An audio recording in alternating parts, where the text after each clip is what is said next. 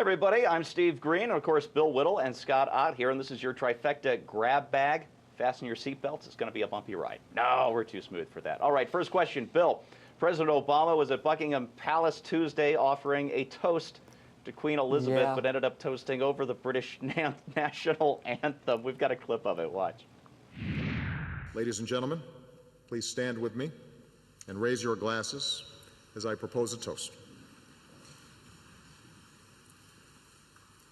To Her Majesty, the Queen, to the vitality of the special relationship between our peoples, and, in the words of Shakespeare, to this blessed plot, this earth, this realm, this England, to the Queen.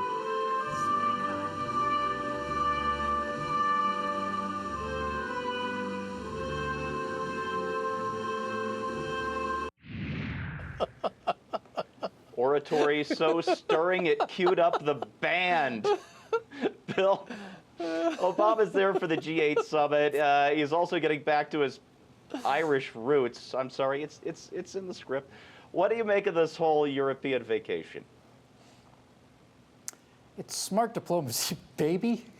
It's not like that idiot cowboy we used to have in office.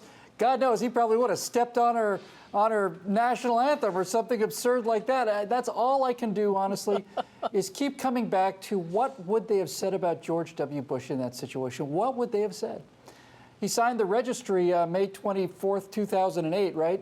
If George Bush had signed that registry 2008 and then gone and stepped on that music like that, they would have said he was drunk. They would have said he's an imbecile and an idiot. This president's clearly not drunk. Oh, just slip that one in there. Scott, Bill Kristol says the next president isn't currently running. He says the GOP nominee will be one of the following. It's kind of a long list. Paul Ryan, Chris Christie, Rick Perry, Jeb Bush, Sarah Palin, John Thune, Mike Pence, or, talk about your dark horses here, they both said no, Mike Huckabee or Mitch Daniels. Do any of those names make you happy? Well, that's a lot of names. I mean, and I think he's really broadening his possibility of being seen as some sort of a prophet in the future. They say, well, yeah, Bill Kristol really named it. Yeah, obviously there are several names there that are intriguing to me at the very least. Obviously, Rick Perry, Chris Christie, those two in particular stick out. Stuff that I've seen lately, oddly enough, I've never been a big booster of Sarah Palin's presidential hopes, but I have seen her a couple of times lately where I thought, wow, she's been brushing up. She's starting to sound sharper than she did during the vice presidential campaign. Yeah, she really has. What we need here, though, is Karnak to replace Kristol. A man in a suit, maybe a tie, or a woman. Your GOP nominees. All right, Phil, are you ready to hear these words? Brace yourself. President Joe Biden. President Joe Biden. Joe Biden told donors in Cincinnati to keep him in mind for 2016, but really here, could he be any worse? I have to tell you, in all honesty, it's statements like that take the edge off of it and make me really kind of like Joe Biden. I don't know how you can work up a serious hatred towards a guy like that, honestly. Barack Obama is so full of himself in such a pretentious way. He's so sneering and condescending and so far. When you're talking about Barack Obama, you have to go back to Vanilla Ice to find so much attitude in front of so little talent. But with Joe Biden, you've just got a guy who's just so completely out of the game. How do you not love a guy like that? Joe, I say don't put a cap on 2016. There's 2020, we got 2024, 2028. Man, you're in the running. Keep those dollars flowing, Joe. I'm with you all the way. And entertainingly clueless. He never fails. All Yeah, right, Scott. man. Tim Pawlenty wants to cut ethanol subsidies, and he went to Iowa to say that. Will that make you give him a second look? Yeah. Actually, that is part of what has made me give him a second look. Frankly, he had put me to sleep in the early running, and the fact that he actually went to a place like Iowa to talk about phasing out ethanol subsidies, I think was terrific. And then I heard that he was supposedly headed toward Miami, where you might find a few senior citizens, to talk about how we need to get a hold of Medicare and Social Security. So I'm hoping that this truth-telling becomes a real pattern, and maybe it'll set an example for other candidates. I just want to say Bill, briefly. you're chomping. Go. Just very minor point. I had a chance to introduce Governor Pawlenty not too long ago at a small lunch here in LA, and he said something that meant a great deal to me. He said the next president of the United States is going to be unpopular. He's going to leave office unpopular because of what he's going to have to do. And I thought, man, that's got the ring of truth to it. I admire that. Yeah, this mess he'll inherit, to coin a phrase. Bill, the Supreme Court ordered California to release about 46,000 inmates. Yeah, that's where you live. That's more than 1/4 of California's prison population. So what does California look like in 10 years if there isn't a Chris Christie or a Scott Walker take charge? Well, all of California will look like the worst parts of California today.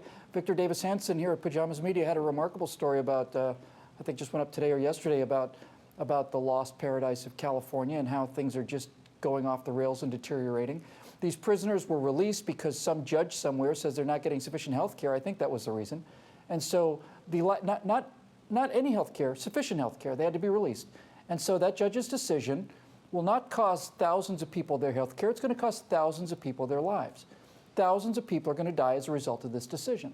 And they're going to be on the head of that judge who's decided that because these prisoners, many of them violent prisoners, don't get the kind of health care that he personally thinks would be nice in a world which we don't live in because of the way they're spending money, then people out in the general population are going to die for it, and they are going to die for it.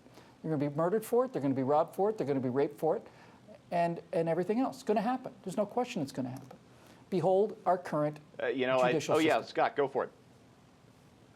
Yeah, I was just going to say, the Supreme Court decision, by the way, didn't mandate that these prisoners be released. What it said was California could also build a whole bunch of new prisons, but because they've already run California's budget into the toilet, there's no chance of doing that, so they have to be released, the main impact of which will be, of course, the price of illicit drugs will go through the roof as demand spikes.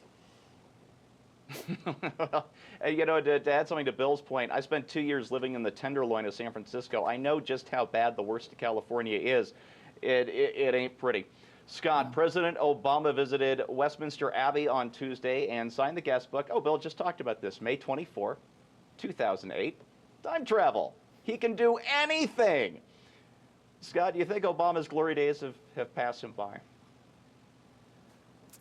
Well, I like two things about that signature, and I wish we could get it up on the screen again, because first of all, I like how he writes 24 May 2008. It's a very European way of stating that. We would say May 24th, but 24 May. And then the other thing is the signature itself. It looks like some old Thurber pencil drawing, from James Thurber. I mean, it's like a cartoon. It doesn't even look like a name. What is that? Look at that thing, or either that or it's the moment of conception. It's really a beautiful thing. And let me just add that that Barack Obama now has something very, very near and dear in common with Al Bundy. They're both living in the moment of their peak glory. Al Bundy keeps going back to that football game he won, and his the final game for the state championship. And Barack Obama's going back to 2008, baby. They love me, man. They love me at the gates. I was awesome. That's right. And Scott, I think you're wrong. It very clearly, that signature says very clearly B.O., and I think it stinks. Now, we want to hear from you. Are you impressed with Tim Pawlenty, and are you ready for a Joe Biden presidency? Let us know in the comment section below, please. And don't forget to leave your topic suggestions and questions for next week. Thanks for subscribing. And for Scott Ott, Bill Whittle, and the entire crew here at BJTV, I'm Steve Green. Thanks for watching.